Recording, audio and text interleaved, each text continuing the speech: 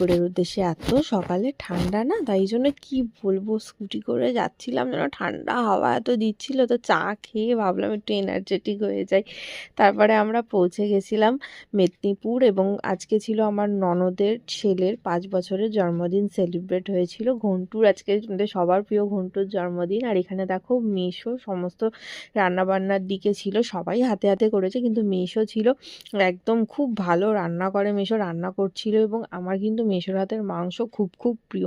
মেশো কিন্তু সত্যি খুব দারুণ রান্না করে। আজকে কিন্তু ভীষণ ভালো ভালো রান্না মেশো করেছিল। আর এখানে দেখো ফাইনালি আমাদের বার্থডে বয় আর সেই সেলিব্রেশনের টাইমটা চলে এসছে। এখানে ওর মা ওর হাতে গিফটটা পরিয়ে দিচ্ছিল। এখানে এখানে সকলে, সব রিলেটিভসরা ওকে ঘিরে ছিল, এবং ওর কচি কাঁচা আরও যারা সব বন্ধু বান্ধবরা ছিল ওকে আরও খুব দারুণ একটা পরিবেশ তৈরি হয়েছিল। আর সত্যি কথা বলতে না, ছোটোবেলায় এই বার্থডে সেলিব্রেটটা একটা দারুণ দারুণ মুহূর্ত বলতে পারো, যেগুলো পরে গিয়ে যখন ও দেখবে বা যখন ও এই মেমোরিজগুলো শেয়ার করবে, তখন ওর নিজেরই খুব ভাল লাগবে। আর দেখো এই কেক কাটিংয়ের সময় ওর মা ওর পাশে। আসলে মা ছাড়া আমাদের জীবন অচল। প্রত্যেকটা বার্থডেতে আমাদের মাকে লাগে, প্রত্যেকটা কাজে আমাদের মাকে লাগে। আমাদের জ্ঞানও তো অবস্থা, যখন জ্ঞানও থাকে না তখনও আমাদের মাকে লাগে, যখন আমরা পরিণত আমাদের তখনও মাকে লাগে। আসলে মায়ের জায়গাটা কেউ কখনো পূরণ করতে পারে না। আর এখানে দেখো সমস্ত গিফট সবাই ওকে দিচ্ছিল, পরিয়ে দিচ্ছিল, এবং তারপরে কেক খাওয়াই হচ্ছিল। কেকের ক্রিমও ওকে মুখে লাগিয়ে দেওয়া হয়েছে। ও না ব্যাপারগুলোকে ভীষণ এনজয় করছিল।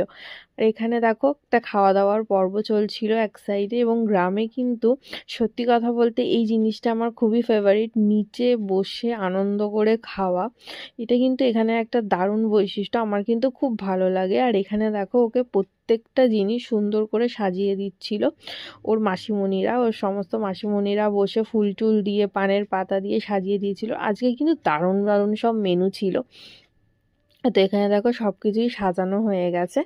এবার ফাইনালি হচ্ছে খাওয়া দাওয়ার পর্ব। তো এখানে আমার হাজব্যান্ড ওর ভিডিও নিচ্ছিল, ছবি তুলে দিচ্ছিল, এবং ও দেখো আমার হাজব্যান্ডকে খাইয়েও দিচ্ছিল, কারণ আমার হাজব্যান্ড ওকে ফার্স্টে খাইয়েছিল পায়েসটা, কারণ করোনার সময় ওর অন্নপ্রাশন হয়েছিল, তো মামা হিসেবে তখন ও যেতে পারেনি, তখন সেভাবে হয়নি, তো ওই জন্য আজকে ওর জন্মদিনে ওকে পায়েস খাইয়ে দিচ্ছিল। আমার না ওর আজকের এই অ্যাক্টিভিটিটা দেখে মনে হলো যে ও না মিষ্টি খেতে একটু বেশি ভালোবাসে। ও অন্য বাচ্চারা একটু হয়তো চিকেনের ওপর অ্যাট্রাকটিভ জিনিসটা হয়ে যায়, কিন্তু ওর ক্ষেত্রে কিন্তু একদমই এটা ছিল না। ও দই আর পায়েসের মধ্যে কনসেন্ট্রেট করছিল। তো অনেক